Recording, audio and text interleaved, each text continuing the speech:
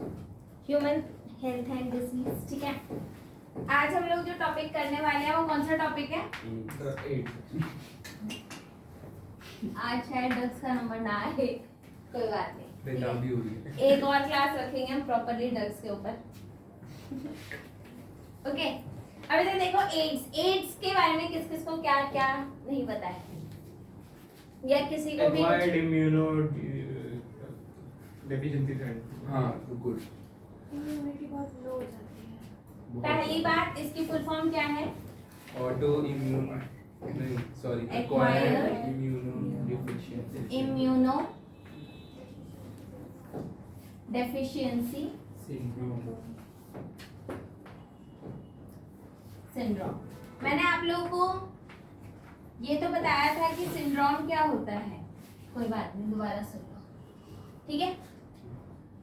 Symptom क्या होता है? सिम्टम का मतलब होता है जब एक या दो सिम्टम आ गए, बुखार आ गया, स्वेलिंग हो गई, ठीक है, या कुछ हो रहा है, सिम्टम। अगर ग्रुप किसी भी उसको अगर ग्रुप ऑफ सिम्टम्स है, एक सिम्टम नहीं है, बहुत सारे सिम्टम्स हैं, तो उन्हें क्या बोलते हैं? सिंड्रोम। तो ये क्या हो गया आपका?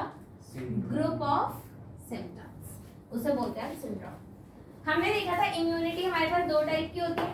पहली इम्यूनिटी हमारी कौन सी होती है? इनेट, और एक होती है एक्वायर्ड। इन्होंने साफ साफ लिखा हुआ है कि आपकी बॉडी के अंदर किसकी हुई डेफिशिएंसी हुई? किसकी हुई? Acquired immunity. समझे?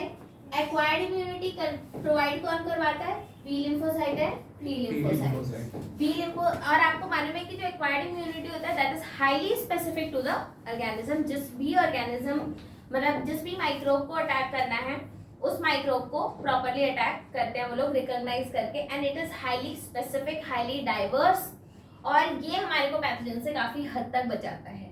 ठीक है, अब यहाँ पर वही इम्यूनिटी आपकी लो हो गई। जब आपकी इम्यूनिटी कम हो गई तो अब आपकी इम्यूनिटी कम है, पैथोजेंस को चांस मिल गया। पैथोजेंस ने तो आपको पूरा बॉडी को सराउंड कर ही रखा है कि हमें अटैक करना है। अब when your immunity is low then they will attack you. Will you be able to fight कर पाओगे? नहीं, ठीक है। तो उसकी वजह से आपको बहुत सारी डिसीजेस हो जाती हैं, और उन डिसीजेस की वजह से आपकी डेथ होती है। ठीक है, अब सबसे बड़ी प्रॉब्लम क्या है कि एड्स कॉज कौन करता है? वायरस। एड्स कौन कॉज कर रहा है? वायरस। वायरस का नाम क्या है? HIV virus. आपके वायरस का नाम क्या है? HIV virus, human immuno virus. ठीक है, ह्यूमन इम्यूनो वायरस बोलते हैं इसको। इस वायरस का जीनोम कैसा होता है बच्चे? इस वायरस का जीनोम कैसा होता है? इस वायरस का जीनोम होता है आपका RNA। इसका जीनोम कैसा होता है? RNA जीनोम होता है। और ये RNA जीनोम क्या करेगा बच्चे? somehow हमारी बॉडी में आएगा, and that's how it will replicate. ठीक है, ओके, यहाँ तक ये बात समझ में आ रही? डेफिशिएंसी हो गई इम्यूनिटी की, ये सब समझ में आ रहा है। अब यहाँ पे मैंने पहले, पता नहीं शायद आप लोगों को नहीं समझाया था, किसी और को समझाया था, ठीक है, कि 3 इंस्टेंसेस होते हैं जब एड्स होता है तो। ओके, एक बंदा गया HIV टेस्ट कराने के लिए, there can be 3 possible situations. ठीक है, फर्स्ट पॉसिबल सिचुएशन क्या है कि सबसे बेस्ट सिचुएशन क्या है कि बंदा HIV नेगेटिव आ जाए, यानी कि आपने टेस्ट कराया और आपको वायरस आपकी बॉडी में मिला ही नहीं। दूसरी सिचुएशन आती है कि आप HIV पॉजिटिव आ गए हो, ठीक है, that means you have your virus in your body. ठीक है, तीसरी सिचुएशन होती है आपकी HIV एड्स। अब इन दोनों सिचुएशन में क्या डिफरेंस है? HIV पॉजिटिव होना और HIV एड्स होना, इन दोनों में क्या डिफरेंस है? पॉजिटिव प्रेजेंट है लेकिन एक्टिव नहीं। और एड्स वो ऐड कर रहा है उस पर। एग्जैक्टली। HIV पॉजिटिव होने का मतलब है that the virus is present in the body, it is present in body.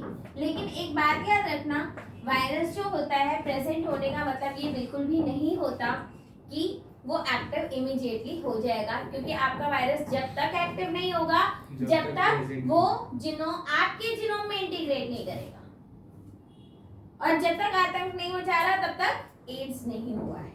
तो कौन सी सिचुएशन वर्स्ट है? HIV। ये सबसे ज्यादा वर्स्ट है। क्या इस सिचुएशन में हमें थोड़े से प्रिकॉशंस लेने चाहिए? HIV पॉजिटिव के केस में यस। क्या ऐसा हो सकता है कि if a person is HIV positive लेकिन लाइफ लॉन्ग उसको कभी कोई सिम्टम आए ही ना? ऐसा पॉसिबल है, 100% पॉसिबल है। वायरस के इनएक्टिव स्टेट से एक्टिव स्टेट आने में कितना टाइम लगेगा? 2 दिन लगेंगे, 4 दिन लगेंगे, 10 दिन लगेंगे, 10 साल लगेंगे, हमें नहीं पता। This is completely random phenomena, okay. लेकिन HIV पॉजिटिव अगर आ गया है बंदा, तो उसको ये बात का ध्यान रखना पड़ेगा कि उसकी बॉडी में वायरस है, एक्टिव नहीं है। लेकिन क्या इस केस में क्या स्प्रेड हो सकता है? वो वायरस स्प्रेड हो सकता है, ठीक है, स्प्रेड हो जाएगा। क्या इस केस में वायरस स्प्रेड होगा? नहीं। ये कंप्लीटली सेफ सिचुएशन है। इस केस में स्प्रेड होगा, सिम्टम्स का पता नहीं, और इस केस में स्प्रेड भी होगा और सिम्टम्स भी है, ठीक है। यहाँ तक ये बात समझ में आ गई। हमने ये देख लिया कि एड्स का वायरस होता है, और क्योंकि इसका जीनोम कैसा है, RNA जीनोम है, इसलिए इसको हम क्या बोलते हैं? रेट्रोवायरस। इसे हम क्या बोलते हैं? रेट्रोवायरस बोलते हैं। यहाँ तक क्लियर है? अब अगर मैं बात करूं कि एड्स ये वायरस करता क्या है और ये वायरस किस तरीके से आता है, तो जब ये आपको मैंने कल ही पढ़ाया था, ह्यूमन इम्यून सिस्टम पढ़ाया था, ह्यूमन इम्यून सिस्टम, जिसके अंदर हमने बताया था कि हमारी पूरी बॉडी में क्या है? लिम्फेटिक नोड्स हैं, ठीक है, लिम्फेटिक टिश्यू है हमारे पास, सेल्स हैं, ओके, लिम्फॉइड ऑर्गन्स हैं हमारे पास। कौन कौन से प्राइमरी ऑर्गन्स थे? थाइमस एंड बोन मैरो, ये 2 हमारे प्राइमरी ऑर्गन्स हैं जहाँ पे बी लिम्फोसाइट और टी लिम्फोसाइट आपके बनते हैं। आपकी पूरी बॉडी में मैक्रोफेजेस जो है वो घूम रहे हैं। मैक्रोफेजेस क्या है? दे आर इम्यून सेल्स, जो जैसे आप लोगों ने देखा है रोडों पे पुलिस पेट्रोलिंग करती है। पुलिस पेट्रोलिंग का क्या मतलब होता है? उनका काम होता है कि उनके पास गाड़ी है पुलिस, ठीक है, they are just roaming around, right, okay.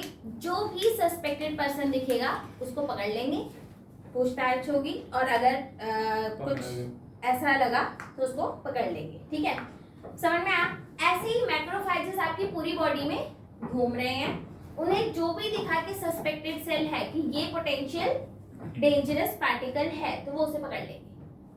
अगर ऐसा ना हो हमारी बॉडी में तो क्या होगा? आए दिन तो हम बीमार पड़े रहेंगे। लेकिन हमारी बॉडी में इतना ज्यादा इस बात का ध्यान रखा जाता है कि कोई भी माइक्रोब आपकी बॉडी में एंटर ना करे। हाउएवर माइक्रोब्स फिर भी एंटर करते हैं, क्यों? क्योंकि अगर हम ऑर्गेनिज्म है तो वो भी तो ऑर्गेनिज्म है, हमें पकड़ना आता है, उसको एस्केप होना आता है। सही बात है, आप पुलिस पेट्रोलिंग कर रही है तो क्या चोरियां नहीं होंगी? होती है। Sometime police also part of it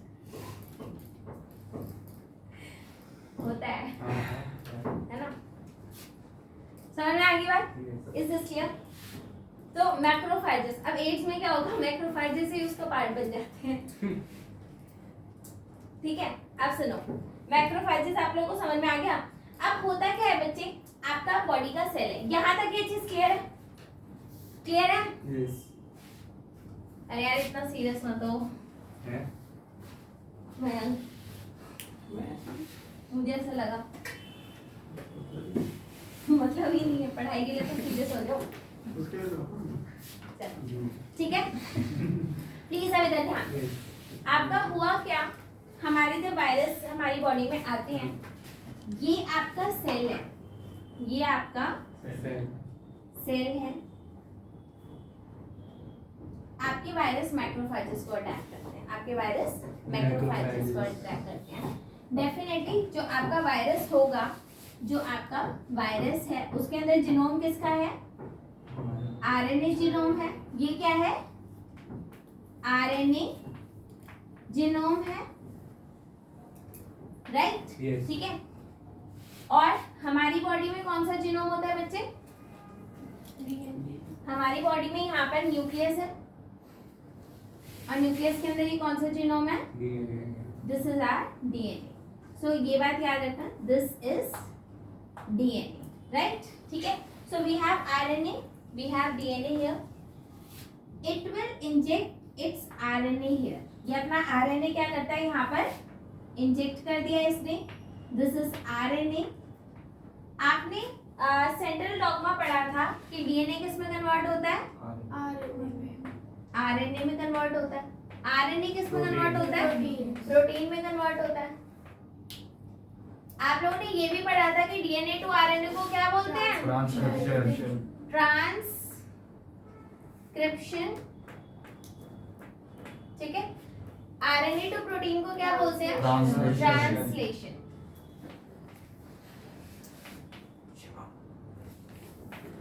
DNA to DNA को क्या बोलते हैं? रेप्लिकेशन। तो this is known as replication. आई बात समझ में? ठीक है बच्चे, आरएनए हमारे डीएनए के साथ जाकर के इंटीग्रेट नहीं हो सकता और ना ही आरएनए स्टेबल होता है। RNA is highly unstable part. यहाँ पर एक एंजाइम आता है, उस एंजाइम का नाम होता है रिवर्स ट्रांसक्रिप्टेज। ये इस आरएनए को किस में कन्वर्ट कर देता है? डीएनए में कन्वर्ट कर देता है। समझ में आई बात? आपका आरएनए किस में कन्वर्ट हो गया? डीएनए में कन्वर्ट हो गया। ये डीएनए किसका है? वायरस का। ये डीएनए एंटर करता है inside the nucleus and here it will be integrated. It will be integrated. यहाँ पर जीनोम में इंटीग्रेट हो गया। जीनोम में अब इसका क्या इंटीग्रेट हुआ है? डीएनए। हमारे जीनोम का रेप्लिकेशन भी होता है, हमारे जीनोम का ट्रांसक्रिप्शन भी होता है एंड ट्रांसलेशन भी होता है। इसका मतलब इस जीन के अंदर जितने भी इस डीएनए में जितने भी जीन्स हैं वो क्या बनाएंगे? प्रोटीन बनाएंगे, आरएनए बनाएंगे। प्रोटीन छोड़ो, आरएनए बनाएंगे और आरएनए प्लस प्रोटीन बनाएंगे। और आरएनए और प्रोटीन मिलके क्या बना लेंगे? मोर नंबर ऑफ वायरसेस। और ज्यादा वायरस बन गए। ये वायरस जा करके they will infect more macrophages, ठीक है। मैक्रोफेज को भी ये अटैक करते हैं प्लस टी लिम्फोसाइट को अटैक करते हैं। तो ये वायरस किस किस को जाकर अटैक करते हैं? Macrophages and T lymphocyte. दोनों का काम क्या था? इम्यूनिटी प्रोवाइड कराना, ठीक है। इस तरीके से जितना ज्यादा इन्फेक्शन होगा उतने कम आपके पास टी लिम्फोसाइट होंगे, उतने ही कम आपके पास मैक्रोफेजेस होंगे। यानी कि आपका इम्यून सिस्टम बहुत ज्यादा वीक अब हो चुका है। तो यहाँ पर आपके ये किस को इन्फेक्ट करते हैं? Macrophages plus T lymphocyte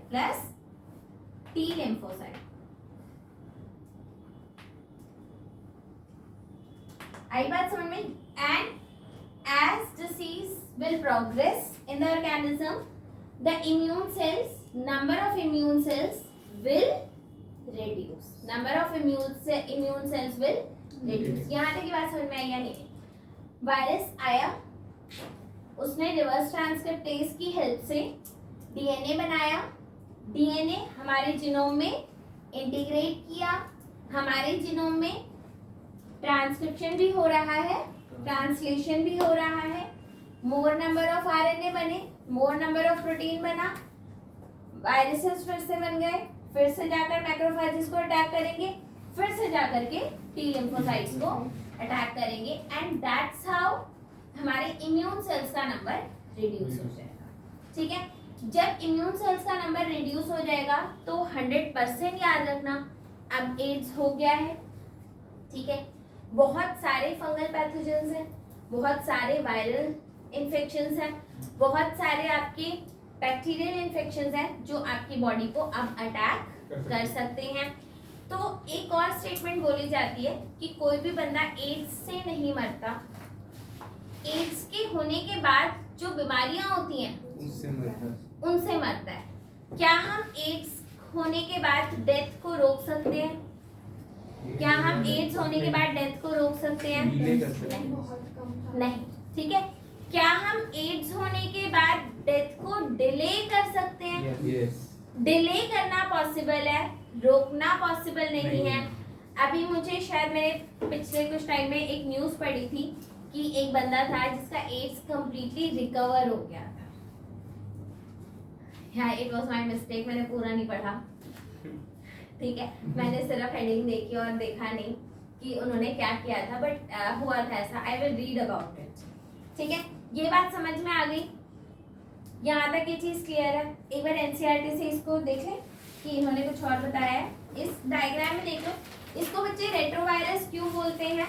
retrovirus इसको इसलिए बोलते हैं बिकॉज हमारा जो वायरस है उसका जीनोम आरएनए है। रेट्रोवायरस पता है क्यों बोलते हैं बच्चे? अब मैं आपको बताती हूँ। डीएनए से आरएनए बनाना ट्रांसक्रिप्शन होता है, आरएनए से डीएनए बनाना रिवर्स ट्रांसक्रिप्शन होता है। एंड क्योंकि इसमें ये प्रोसेस रिवर्स होती है इसलिए इसको क्या बोलते हैं? रेट्रोवायरस बोलते हैं। ये बात समझ में आ गई? पक्का? ग्रेट। ठीक है, रेट्रोवायरस इसलिए बोलते हैं। आप एक बार इस डायग्राम को देख लो बच्चे, जो आपके एनसीईआरटी में गिवन है 7.6 रेप्लिकेशन ऑफ रेट्रोवायरसेस। इसमें अगर कोई एक्स्ट्रा लेबलिंग है तो मैं बता दूंगी। रेट्रोवायरस था वायरल आरएनए कोड, ठीक है, वो आपको दिख गया। अच्छा, वायरस के अंदर दो चीजें होती हैं, एक आरएनए और एक प्रोटीन। तो ये इसका आरएनए था और सराउंडिंग पार्टिकल जो था वो प्रोटीनेशियस था।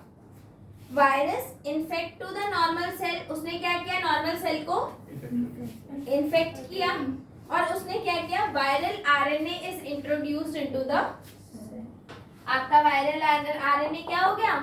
Introduced into the cell. Here viral DNA is produced by reverse transcriptase enzyme। ये भी मैंने आपको बता दिया कि by using reverse transcriptase enzyme we can convert RNA into DNA। ठीक है, फिर इसके बाद है this viral DNA incorporates into the host genome। This is a host genome। Here your DNA will get incorporated। Okay, now new viral RNA is produced by the infected cell।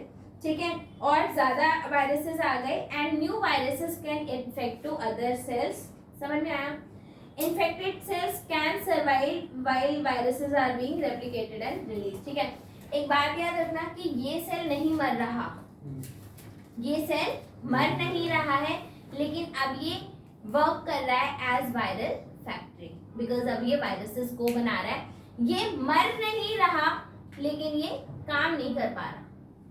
जो काम कर, भाई अगर आपको बहुत बुरी बीमारी हो गई है तो आप जी तो रहे हो लेकिन आप काम कर पाओगे? तो ये मर नहीं रहा लेकिन ये काम नहीं कर पाएगा, इम्यूनिटी का काम नहीं कर पाएगा। इन्होंने स्पेशली बोल रखा है। मुझे ये बताओ, ये जो डायग्राम एनसीईआरटी में गिवन है ये अच्छे से क्लियर है या नहीं क्लियर है? क्लियर हो गया? समझ में आ गया? ये डायग्राम मैंने समझा दिया है। एक बार इस वाले पे इन्होंने बता रखा है there is always a time lag between the infection and the appearance of AIDS syndrome। ठीक है, हमेशा एक टाइम लैग होता है between appearance of symptoms and infection. आपको इन्फेक्शन हो गया है इसका मतलब ये नहीं है कि आपको सिम्टम्स भी इमीडिएटली आ जाएंगे। क्या ऐसा हो सकता है कि कल इन्फेक्शन हुआ और आज सिम्टम आ गए? नहीं है पॉसिबल, मैंने बच्चे आ सकता है। ठीक है, क्योंकि वायरस इतना टाइम नहीं लेता। आई बात समझ में? क्या ऐसा पॉसिबल है कि कल इन्फेक्शन हुआ और 10 साल बाद सिम्टम्स आए? वो भी पॉसिबल है। ये टाइम ड्यूरेशन 1 डे का भी हो सकता है, ये टाइम ड्यूरेशन 10 इयर्स का भी हो सकता है, लाइफ लॉन्ग भी हो सकता है। ये बात समझ में? तो ये जो टाइम लैग है ये कितना भी हो सकता है। मुझे बताओ, कोरोना वायरस के केस में ये टाइम ड्यूरेशन कितनी देर का था? हाँ, हमेशा ही बोला जाता था कि हमारे को अगर जैसे मान लो मेरे को अगर कोविड हुआ है, शायद 14 दिन था। ठीक है, मान लो अगर मेरे को कोविड हुआ है और अगर आप लोग मेरे कांटेक्ट में आए हो तो ये नहीं बोला जाता था कि जाकर के इमीडिएटली टेस्ट करा लो, मतलब आज कांटेक्ट में आए आज ही जाकर के टेस्ट करा लो, ऐसा नहीं कहते थे। वो कहते थे कम से कम 3 से 4 दिन का वेट करो, अगर सिम्टम्स आ गए तब तो इमीडिएटली जाके करा लो, और अगर सिम्टम्स नहीं आए हैं तो कम से कम 3-4 दिन का वेट करो और उसके बाद जाकर टेस्ट कराओ। तो कोविड में भी ये टाइम पीरियड कितने का था? 3 से 4 दिन का था। मुझे पता नहीं है आप लोगों को इस बारे में पता है या नहीं पता है, लेकिन हमारी लैब में तो ये पूरा प्रोटोकॉल फॉलो करते थे वो लोग, ठीक है।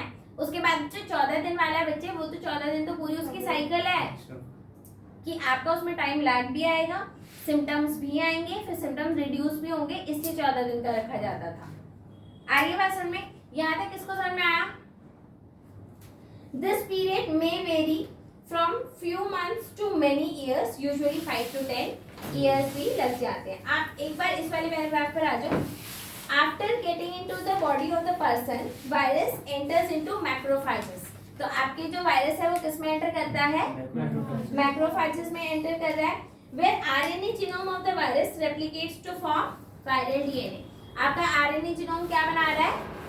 Viral DNA बना रहा है with the help of enzyme called reverse transcriptase. मैं आपको बार-बार बोल रही हूँ, this enzyme is very much important, बहुत ज़्यादा, क्योंकि ये एंजाइम आपको सिर्फ और सिर्फ वायरसेस के केस में देखने को मिलता है और कहीं नहीं।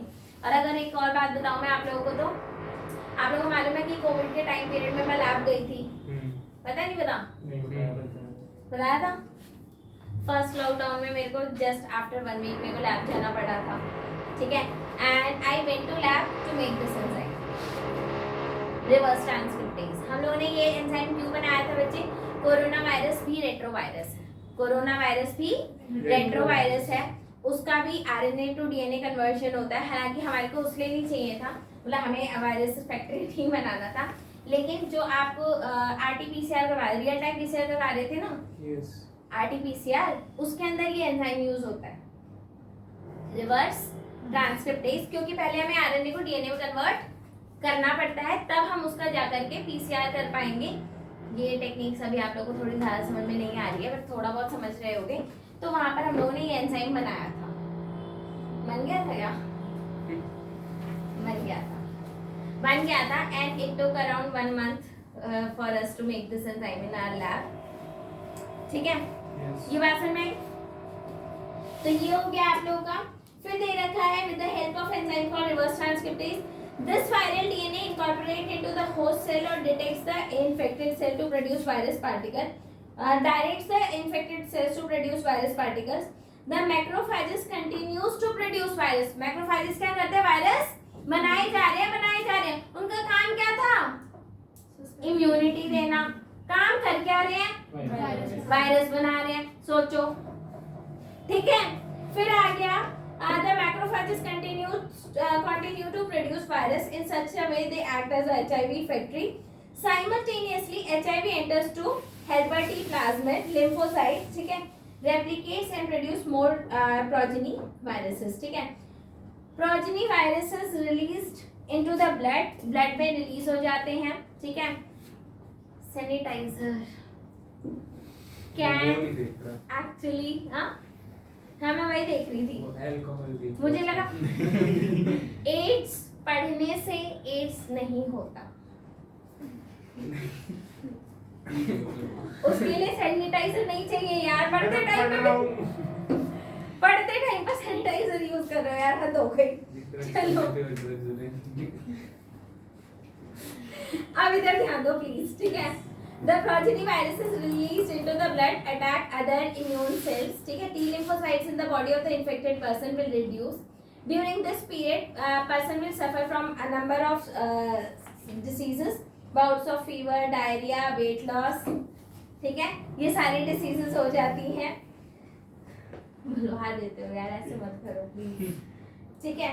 ये सब हो गया। Weight loss, due to decrease in number of T lymphocyte the person start suffering from infections that would have otherwise been overcome due to bacteria, microbacterium, viruses, fungi, ये सारी डिसीजेस बंदे को हो जाती है। ये सब बातें समझ में आ गई। एनसीईआरटी से भी हम लोगों ने देख लिया। एक बच्चे वायरस को इस वायरस को डिटेक्ट करने का तरीका क्या है? एलाइजा एंजाइम लिंक्ड इम्यूनोसॉर्बेंट एस्से। तो इसके लिए आपका टेस्ट क्या है? एलाइजा। आप लोग को मालूम है टाइफॉइड किससे डिटेक्ट करते हैं? विडाल टेस्ट, ठीक है। और इसको किससे टेस्ट करते हैं? एलाइजा, ठीक है। तो enzymes linked immuno sorbent acid, हमारी बॉडी वायरसेस के रिस्पांस में बहुत सारे एंटीबॉडीज बनाती है, बहुत सारे पार्टिकल्स प्रोड्यूस करती है, उनके अगेंस्ट हम एंटीबॉडी बना करके इसको टेस्ट कर सकते हैं। बात समझ में आ गई? यहाँ तक ये क्लियर है? एलाइजा हो गया आपका। अब दो चीजें और रह गई आपकी एड्स में। पहली बात, एड्स होता कैसे है? एड्स कैसे फैलता है? Body fluids, always body fluids, ठीक है। तो definitely it will spread from infected mother to offspring, lactating woman, ठीक है, क्योंकि वहाँ पे भी बॉडी फ्लूइड ट्रांसफर हो रहा है, सो डेफिनेटली वहाँ से भी ये इन्फेक्शन फैल सकता है। दूसरा, ब्लड ट्रांसफ्यूजन, ठीक है, जब आप ब्लड किसी का ले रहे हो तो उस केस में भी आपको जो इन्फेक्टेड नीडल से भी हो सकता है, इसलिए बोला जाता है कि इन नीडल को हर बार चेंज करना है, हर बार चेंज करना है। और उसके अलावा यस, ठीक है, उसमें भी ध्यान रखना होता है। और बस इन्फेक्टेड मदर टू ऑफस्प्रिंग, ठीक है, पहला हो गया। दूसरा, lactating mother, transfusion of blood and sexual intercourse, ठीक है। इन चारों केसेस में आपके ब्लड मतलब बॉडी फ्लूइड ट्रांसफर होते हैं and that's why AIDS can spread, ठीक है। अगर किसी को एड्स हो रखा है तो क्या आप उसके साथ बैठ करके खाना नहीं खा सकते? खा सकते हैं, सेम थाली में नहीं।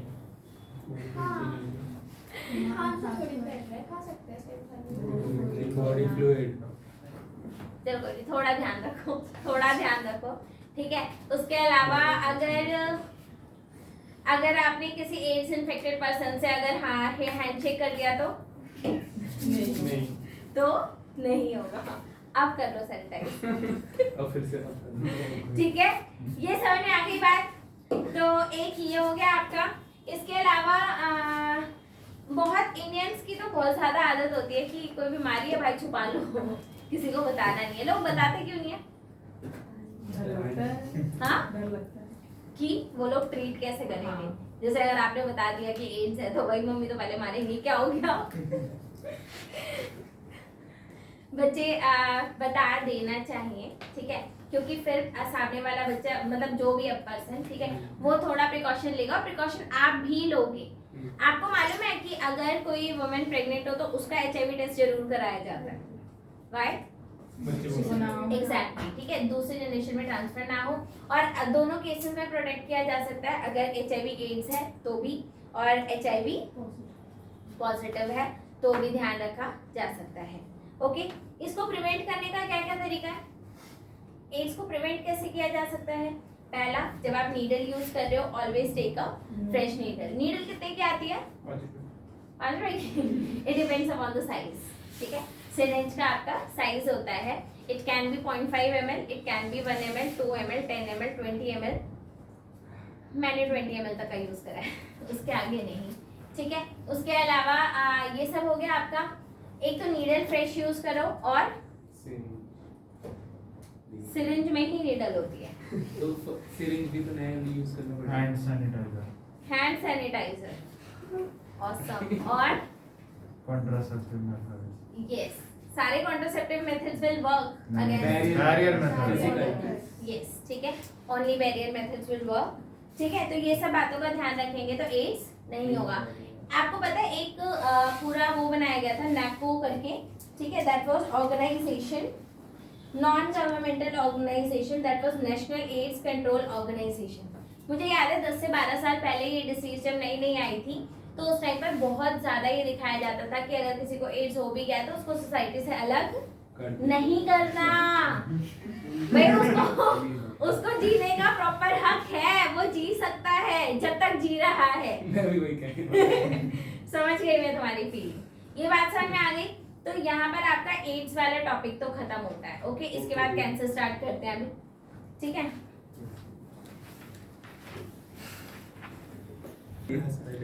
कैंसर कैंसर कैंसर, ठीक है, वो फोकस चेक कर लेना उसका, ठीक है, परफेक्ट, बहुत बढ़िया। ओके, कैंसर, कैंसर के बारे में किस किस को एग्जैक्टली नॉलेज है कि कैंसर क्या होता है? When tumor नहीं unnecessary increase in division। बच्चे एक बात मैं आपको बताती हूँ, जब सेल जायगोट से ह्यूमन बीइंग बनता है, आपको मालूम है आपका जायगोट था, सबको पता है जायगोट क्या होता है, राइट? जायगोट से बना आपका एडल्ट, फिर एडल्ट से फिर old and then death, right? Zygote से डेथ करवा दी हमने, ठीक है, लेकिन पूरी एज हमने जीआई है, मतलब तो सही तो है, पूरा बूढ़ा हो गया हमारा। ये सही वाला केस है। अच्छा ओके। अब रेड चौक ले लेते हैं, गलत वाला केस तो लेंगे, ठीक है। अब यहाँ पर ध्यान दो बच्चे कि जब जायगोट से एडल्ट बनता है, एडल्ट से ओल्ड, ओल्ड टू डेथ, तो दो प्रोसेस जो होती है ना वो बहुत ज्यादा इंपॉर्टेंट होती है। दो प्रोसेसेस कौन सी होती है, बहुत ज्यादा इंपॉर्टेंट होती है? पहला होता है सेल डिवीजन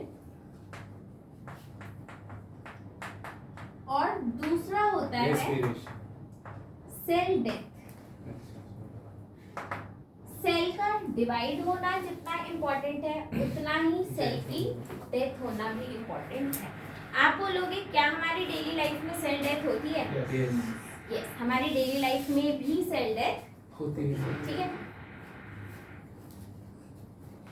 सेल डिवीजन का स्टॉप होना भी उतना ही ज्यादा इम्पोर्टेंट होता है। क्या हमारी बॉडी में सारे cell all the time grow करते रहते हैं? नहीं। ये स्किन अभी जैसी है, 2 महीने बाद भी वैसी ही रहने वाली है, अनलेस मैं कुछ कर दूं, ठीक है, but I will not do that, okay. वो भी ऐसी है, वो कई साल होते हैं, वो भी ऐसी ही है, ठीक है। तो डेड सेल ही कहेंगे ना। अबे नालायक, जिंदा हूं मैं, नहीं, हाथ मर रहा इसी मरे हुए हाथ से ही थप्पड़ आएगा अभी, ठीक है, ओके। अब यहाँ पर ध्यान दो, ये समझ में आ गया? तो सेल का डिवाइड होना जितना ज्यादा इंपॉर्टेंट है उतना ही इंपॉर्टेंट सेल का मरना, उसकी ग्रोथ का स्टॉप होना भी इंपॉर्टेंट होता है, ठीक है। अब होता क्या है, जैसे अगर मैं आप लोगों को बताऊं, ये सेल डिवीजन जितना हम लोगों ने पढ़ा है ना, इस साल भी हम लोगों ने पढ़ा है, ये हाईली कंट्रोल्ड होता है। ये कैसा होता है? Highly controlled, highly controlled. अगर मैं आपको बताऊं, आपका जो यहाँ पर ऐसा साइकिल था वो किस टाइप का सा था? ऐसा था, G1 S G2 M, और ये जो बना रखे हैं ना 4, इनको बोलते हैं चेक पॉइंट्स। इन्हें हम क्या बोलते हैं? Check points. एंड एक्चुअल में यहाँ पर चेक पॉइंट्स होते हैं कि अगर ये सब प्रोटीन्स आएंगे तो आपका सेल डिवीजन आगे प्रोसीड होगा, वरना नहीं होगा। आई बात समझ में? और कोई भी अगर प्रॉब्लम हुई तो वो सेल ग्रोथ को स्टॉप कर देते हैं। किसी भी, आप हमेशा याद रखना, आपकी बॉडी के अंदर कोई भी ऐसा सेल ग्रो नहीं करता जो पोटेंशियली डैमेज कॉज करे। समझ में आई बात? अब मान लो ये सेल जो है अभी ग्रो नहीं कर रहा, हाथ का सेल ग्रो नहीं कर रहा। अब अगर मैं इसको कैसे से चोट लग जाए और ये स्किन एकदम से हट जाए, ठीक है, तो आपकी बॉडी को पता चल गया कि यहाँ के सेल क्या हो चुके हैं? लॉस्ट हो चुके हैं। तो सेल को एक सिग्नल जाएगा कि now you have to divide, now you have to divide. ये सेल डिवाइड करेगा कब तक? जब तक ये फिल नहीं हो जाता, जब तक ये फिल नहीं हो जाता। यानी कि मान लो ये आपका एक सेल है, ये सेल है, ये सेल है, राइट? अगर आपके इतने सेल्स डैमेज हुए हैं तो जो ग्रोथ होगी वो भी इतनी ही होगी। और जैसे ही आपके सारे सेल एक दूसरे के कांटेक्ट में आ गए, they will stop the growth. इसको बोलते हैं हम कांटेक्ट इनहिबिशन, कांटेक्ट इनहिबिशन। समझ में आई बात? इसको हम बोलते हैं कांटेक्ट इनहिबिशन। मतलब when your all cells are in contact with each other, the cell growth will be stopped, ठीक है। लेकिन जब कैंसर होता है तो ये प्रॉपर्टी खत्म हो जाती है, कॉन्टैक्ट इनहिबिशन की प्रॉपर्टी खत्म हो गई। अब मान लो यही सेल अगर कैंसरस सेल होता, अगर यही सेल क्या होता आपका कैंसरस सेल होता, तो आपका इधर सेल बना, इधर सेल बना, इधर सेल बना, इधर बन रहा है, इधर बन रहा है, ये सेल ऐसे ग्रो करता जा रहा है। हमारी बॉडी में एक्स्ट्रा सेल्स अलाउड होते हैं क्या? नहीं, ठीक है, ये एक्स्ट्रा सेल्स है, ग्रो करे जा रहे, करे जा रहे, करे जा रहे, ये क्या बनाते हैं ट्यूमर, ये क्या बना देते हैं आपका ट्यूमर बना रहे हैं, ठीक है। तो these cells are actually resulting into tumour. Tumour tumour आपके दो टाइप के होते हैं, बेनाइन और मैलिग्नेंट। एक कौन सा ट्यूमर होता है आपका बेनाइन एंड मैलिग्नेंट। तो एक है आपका बेनाइन और एक है आपका मैलिग्नेंट। जो बेनाइन होता है वो अपने रीजन में कन्फाइंड रहता है, जो बेनाइन होता है वो अपने रीजन में कन्फाइंड होता है, मतलब यहाँ हुआ है तो यहीं रहेगा। और जो आपका मैलिग्नेंट होता है वो पूरी बॉडी में स्प्रेड कर जाता है, खुद तो बिगड़ा है ही, सामने वाले सेल को भी ऐसा ही कर देता है। समझ में आई? तो आप बताओ कैंसर कौन से ट्यूमर से होगा, बेनाइन ट्यूमर से होगा या फिर मैलिग्नेंट? मैलिग्नेंट ट्यूमर से आपको क्या होगा कैंसर। कैंसर की बच्चे इसीलिए स्टेजेस होती है, ठीक है, जब आपको इनिशियली एकदम से ये वाला ट्यूमर हुआ, ठीक है, तो आपको पता चल गया कि स्टेज 1 है। इससे थोड़ा सा अगर आगे स्प्रेड हुआ तो स्टेज 2 आ गई, और स्प्रेड हुआ तो स्टेज 3 आ गई, और स्प्रेड हो गया तो स्टेज 4 आ गई। तो हमने कैंसर को कितने स्टेजेस में डिवाइड कर रखा है? 4 स्टेजेस में डिवाइड कर रखा है। And it is very difficult to treat a cancer in 4th stage. समझ में आई? 4th स्टेज है अगर कैंसर का तो काफी डिफिकल्ट होता है उसको ट्रीट कर पाना। ये बात समझ में आ रही है? कैंसर जितना अच्छा, बेनाइन ट्यूमर फिर कोई प्रॉब्लम नहीं कॉज करते हैं? ब्रेन ट्यूमर कहाँ पर हो रही है ये भी तो फर्क पड़ता है, ठीक है। अब क्या कैंसर को आप जितना जल्दी आइडेंटिफाई कर लो उतना ज्यादा बेटर है, जितना जल्दी आइडेंटिफाई करोगे उतना ज्यादा बेटर है, आपको समझ में आ जाएगा, ट्रीट करना आसान होगा, राइट? समझ में आया? लेकिन कैंसर डिटेक्ट करने में इतना प्रॉब्लम क्यों होता है? कैंसर को डिटेक्ट करने में इतनी प्रॉब्लम क्यों होती है?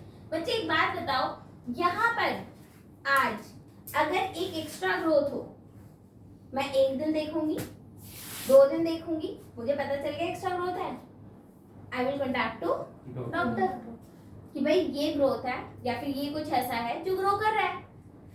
व्हाट विल हैपन अगर यही ग्रोथ आपके लंग्स में है? पता ही नहीं चलेगा। भाई लंग्स के अंदर 2 सेल होने चाहिए थे, 4 सेल आ गए, नहीं पता चल रहा। यही अगर आपकी ग्रोथ किसी और इंटरनल बॉडी पार्ट में है तो will you be able to detect? नहीं। अगर कोई बंदा बहुत ज्यादा अलर्ट है, बहुत ज्यादा अलर्ट है, ठीक है, तो वो थोड़ा जल्दी चला जाएगा, लेकिन अगर कोई बच्चा छोटा है तो पता नहीं चलता, ठीक है। उस केस में आपको कैंसर का पता लगाना काफी मुश्किल हो जाता है, ठीक है। यहाँ तक ये चीज क्लियर है। और अगर मान लो अगर आप डॉक्टर के पास गए भी हो तो वो फर्स्ट से थोड़े बोल देगा please do this test for cancer. Cancer को पता लगाने में फिर भी कम से कम 1 से 1 महीना तो लग ही जाता है। डॉक्टर भी पहले बताएगा कि ट्यूमर है, जब तक उसने ट्यूमर को आइडेंटिफाई करा तब तक वो अपनी स्टेज बदल चुका था। फिर अब जब तक वो पता लगा रहा है कौन सी स्टेज है तब तक स्टेज काफी एडवांस हो चुकी है। ये स्टेजेस का जो डिफरेंस आता है इसमें कितना टाइम लगता होगा? महीने। आपने आइडेंटिफाई करा आज, 4 दिन बाद आपकी कोई दूसरी स्टेज है। बहुत ज्यादा तेजी से ये फैलता है, बहुत ज्यादा तेजी से। अगर कैंसर हुआ है तो इन टोटल आपकी 6 मंथ में तो डेथ हो लेती है इफ अनट्रीटेड। समझ में आया?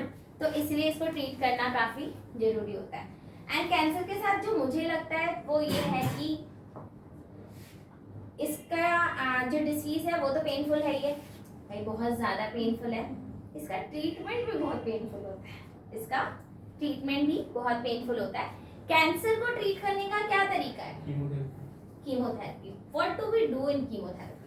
दो तरह की होती है ना, रेडिएशन। पर्पस क्या है, एम क्या कैंसर है? सेल्स मारना। एग्जैक्टली हमारा एम सिर्फ ये होता है कि उन सेल्स को आप हटा दो, क्योंकि हमें पता है they are causing the damage, they are causing damage. तो अगर आपने उन सेल्स को हटा दिया, अब देखो मान लो अगर ये बॉडी पार्ट है and these are the cancerous cell, आपने डिटेक्ट कर लिया कि ये क्या है, कैंसरस सेल्स है। कैंसरस सेल्स को डिटेक्ट करने के लिए एक पेट स्कैन होता है जो करा जाता है, ठीक है, आपने डिटेक्ट कर लिया। पेट सिटी कहते हैं। पेट स्कैन नहीं बोलते, चलो कोई नहीं, वो देख लेंगे। ओके, आपने इन सेल्स को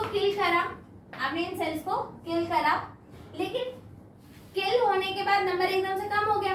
मान लो मैं एक रैंडम नंबर ले रही हूँ कि मान लो 100 सेल्स थे, क्या था 100 सेल्स थे, आपने किल किया 5 हो गए, आपने किल किया 5 हो गए। देखो अगर 100 के 100 मर गए तो बहुत बढ़िया। मान लो अगर आपने ये एरिया डिटेक्ट करा था और आपने इतने एरिया को डैमेज कर दिया तो बहुत बढ़िया भाई, 4-5 सेल एक्स्ट्रा चले जाए, बहुत बढ़िया।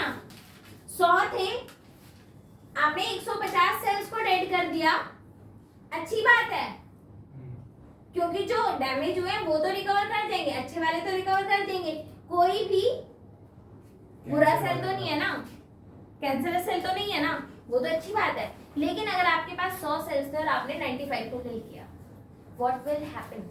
Those 5 cells will again spread. Problem तब होती है। या फिर जब आपने पेट सिटी या पेट स्कैन जो भी है, जब आपने वो किया तो स्टेज थी, आपको कीमो में थोड़ा सा डिले हो गया, नंबर बढ़ गया। हालांकि ये इमीडिएटली करा जाता है, जिस दिन अगर आपको कीमो देनी है उसके सेम डे पे ही ये करा जाता है, ताकि आपको पता रहे कि एग्जैक्टली कितनी डोज देनी है, ठीक है। और वो किस बात पे डिपेंड करता है कि कितने नंबर ऑफ कैंसरस सेल आपकी बॉडी में है। जब आपको कीमो देनी होगी, दादी को कीमो चल गया 3 महीने में बोला। सही है। हाँ, तो तुम्हारे 3 महीने में उनका कीमो होता है? नहीं, हर हफ्ते। अच्छा, चलो कोई नहीं, वो देख लेना आप, ठीक है। उनका कौन सा स्टेज है? वो नहीं पता, यूट्रस में है। ठीक है, तो तुम्हें स्टेज नहीं मालूम, होता है, ऐसा होता है, ठीक है। इनफैक्ट हमारे घर में भी ऐसा केस हुआ था कि हमारे को ना क्या MSc और BSc में कैंसर का सब्जेक्ट पढ़ाया गया था, तो दोनों सेमेस्टर में हमारे पास एज अ सब्जेक्ट अच्छा खासा था। फिर हमारी दादी से छोटी वाली दादी को कैंसर हो गया था और उनकी ऑलमोस्ट मतलब ऐसा था कि अब ये चली जाएंगी। मैंने मम्मी से पूछा, मम्मी कौन सा कैंसर है? मम्मी कहती पागल है, कौन पूछेगा? क्योंकि हमने तो बहुत सारे कैंसर पढ़ रखे थे। मम्मी ने स्टेज तो हमारा बोली, कैंसर का नाम तक नहीं बताया कि कौन सा कैंसर है। ऐसा होता है, ठीक है। लोग चला गया था, फिर वापस चला गया था, हिट हो गया, फिर वापस होता है बच्चे, ये होता है। कैंसर के केस में यही तो प्रॉब्लम होती है कि आपने, वही तो कह रही हूँ कि 100 सेल्स थे, अगर आपने 95 को अगर किल कर भी दिया तो 5 तो रिकवर करने ही करने हैं ना। या फिर मान लो, मैं तो ये कह रही हूँ 100 बच्चे, 100 is just a hypothetical number, ठीक है। 100 इज अ हाइपोथेटिकल नंबर। 100 में से अगर एक भी रह गया, डेंजरस है या नहीं है? है डेंजरस। तो आपके कैंसर का प्रॉब्लम ही ये होता है कि अगर आपने एक बारी फुली रिकवर कर भी लिया तो भी चांसेस होते हैं कि आपको दोबारा हो सकता है ये, और ये लाइफ के किसी भी स्टेज में दोबारा आपको हो सकता है। ये बात समझ में आ गई? Is this clear? यहाँ तक ये चीज क्लियर है? तो बेनाइन ट्यूमर हो गया, मैलिग्नेंट ट्यूमर हो गया। ट्यूमर किसी भी टाइप का अच्छा नहीं होता है, लेकिन मैलिग्नेंट ट्यूमर जो होता है वो ज्यादा डेंजरस होता है बिकॉज इट कॉजेस कैंसर। और कैंसर बच्चे ऐसा नहीं है कि बहुत ज्यादा, अगर मैं बोलूँ, जैसे अगर मैं बोलूँ हमारी ट्यूशन में भी इतने सारे बच्चे हैं, किसके घर में किसी को एड्स है? किसी को नहीं पाएगा, ठीक है। किसी को कैंसर का पूछूं तो हर के घर में, हम लोगों ने तो कितने सारे लोग देख लिए यार, मेरे नोन में तो बहुत सारे लोग हैं, सच बताओ, ठीक है। तो अगर आपको डॉक्टर बनना है तो oncology is the best thing that you can go for, क्योंकि इसका स्कोप आज भी है, इसका स्कोप आगे 10 साल 15 साल में भी है अगर इस पे रिसर्च, और if you are doing research, अगर किसी को साइंटिस्ट बनना है तो भी फायदा है if you are doing oncology research, क्योंकि इसके रिसर्च पेपर्स बहुत जल्दी पब्लिश होते हैं। और दूसरी बात, अगर आप डॉक्टर बन रहे हो तो ऑन्कोलॉजी लेने का भी फायदा होता है, क्योंकि उसका स्कोप काफी ज्यादा है। ये बात समझ में आई, ठीक है। अब ये हमारा हो गया कॉन्टैक्ट इनहिबिशन वाली हमने बात कर ली। और कैंसर को डिटेक्ट करना क्यों मुश्किल होता है, क्योंकि कई बार हमें पता नहीं लग पाता। ओके, और बच्चों के साथ ही ज्यादा बड़ी प्रॉब्लम होती है। जैसे मैंने बताया था, हमारे सर की भी बेटी थी, 13 साल की तो लड़की है वो, she is in 9th class, अभी आई है, तो उसका आइडेंटिफाई ही 4th स्टेज में हुआ। हालांकि उसकी मेडिसिन वगैरह काफी अच्छे से चल रही हैं, अभी she is responding very well. DNA sequence भी करवाया, उसका पूरा जीनोम सीक्वेंस करवा लिया है, मतलब उसका पूरा जीनोम सीक्वेंस है। हमें मालूम है कि जब कैंसर होता है तो कुछ कुछ जीन्स भी आपके इम्पैक्ट होते हैं, तो हमें उस लड़की का सब मालूम है कि कौन सा जीन इम्पैक्ट हुआ है या कौन सा है, उसके जीनोम के हिसाब से उसको मेडिसिन दी जा रहा है, ठीक है। In our body, cell growth and differentiation is highly controlled and regulated. In cancerous cell, there is a breakdown of these of the regulatory mechanism. Normal cells shows a property of contact inhibition, by virtue of which contact with each others inhibits their growth. ठीक है। Cancer cell appear to have lost this property. तो cancerous cells में क्या होता है, contact inhibition खत्म हो जाता है आपका। फिर है आपका as a result cancerous cell just continue to grow, divide and grow, ठीक है, एंड टर्न इनटू सेल्स, जिसको हम क्या बोलते हैं, ट्यूमर। ओके, उसके बाद है tumours are of 2 types, malignant and this benign. तो आपका मैलिग्नेंट भी होता है और बेनाइन भी होता है। benign tumors normally remain confined to their original location and do not spread to other parts, ठीक है। However, they cause little damage to the body. अगर मैं बोलूँ benign ज़्यादा damage cause करता है या malignant, benign कम करता है, malignant ज़्यादा करता है। Malignant tumors on the other hand are mass of proliferative cells, जिसको हम क्या बोलते हैं, neoplastic और tumor cells. They grow very rapidly and invading and damaging the surrounding normal tissue. These cells actively divide and grow also. अच्छा, आप हमेशा एक बात याद रखना, मान लो अगर आपने नॉर्मल सेल्स रखे और कैंसरस सेल रखे, नॉर्मल ये कैंसरस सेल इतना ज़्यादा ग्रो करते हैं कि ये नॉर्मल सेल तक न्यूट्रिशन पहुंचने ही नहीं देते। तो आपके एक तो कैंसरस सेल ग्रो कर रहा है, प्लस आपके नॉर्मल सेल ढंग से ग्रो कर नहीं पा रहे, ठीक है। सो इस ये हो गया, cells slot from tumor reach to distant sites through blood, and wherever they get lodged in the body, they start new tumor there, ठीक है। This property is called metastasis, ठीक है। तो metastasis क्या प्रॉपर्टी है बच्चे, कैंसरस सेल्स जो है वो ब्लड के थ्रू स्प्रेड हो जाते हैं और जहां भी जाते हैं वहां पर ट्यूमर कॉज करते हैं। इसको हम क्या बोलते हैं, मेटास्टेसिस। बच्चे यहाँ तक ये बात समझ में आई या नहीं आई, यहाँ तक ये चीज क्लियर है। तो अगर मैं बोलूं कि अभी तक आपको क्या याद रखना था,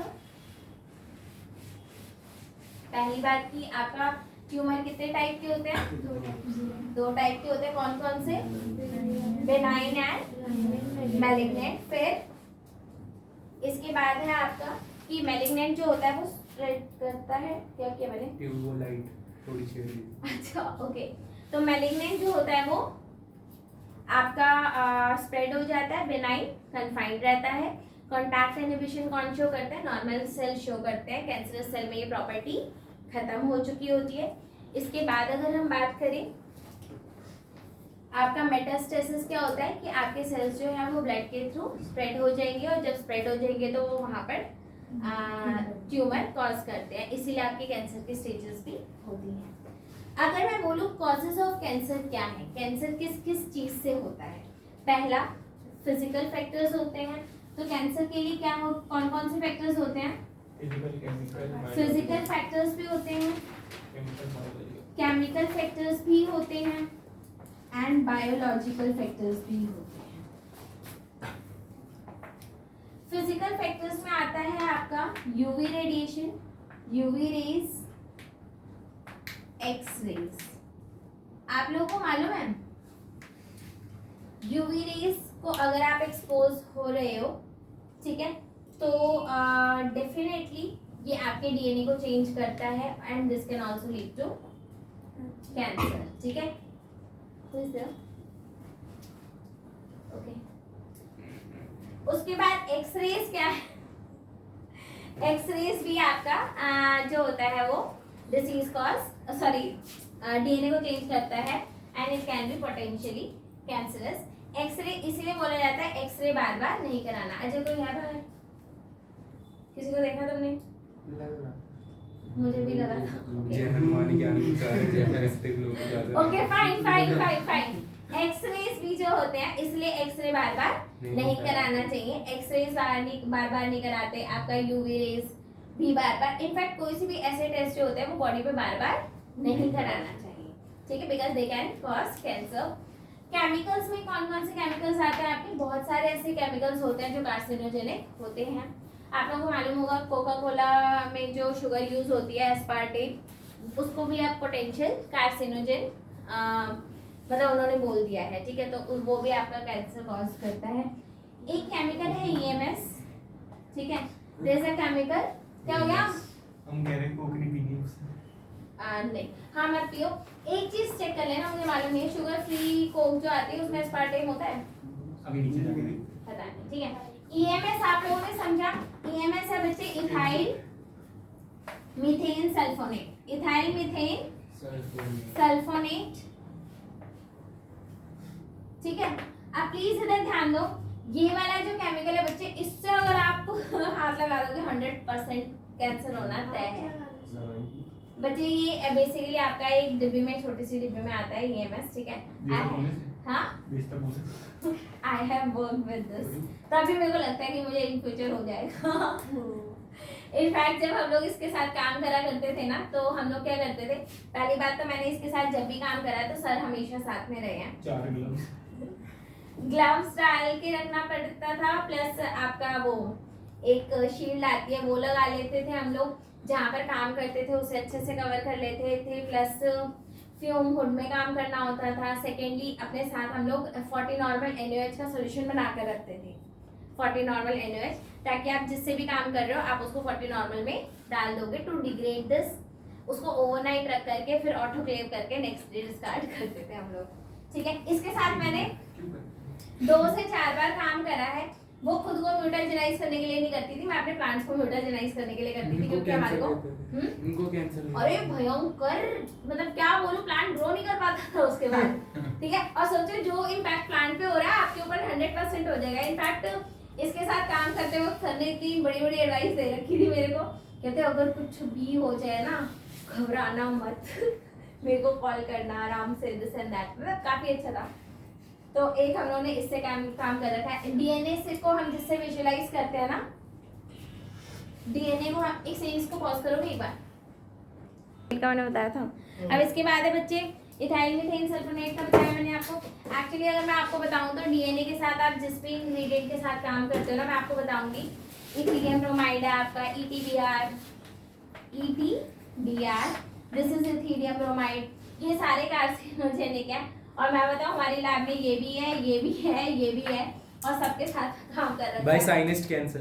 भाई अब तो पक्का बनूंगा ना, नीट क्लियर हो गई। एंड आप लोग को एक और बात बताओ, एक बार पता हुआ क्या था कि जब भी हम लोग डीएनए को विजुअलाइज करते हैं ना, मतलब देखते हैं, तो डीएनए ऐसे तो दिखता नहीं, तो उसको यूवी रेस में देखना होता है।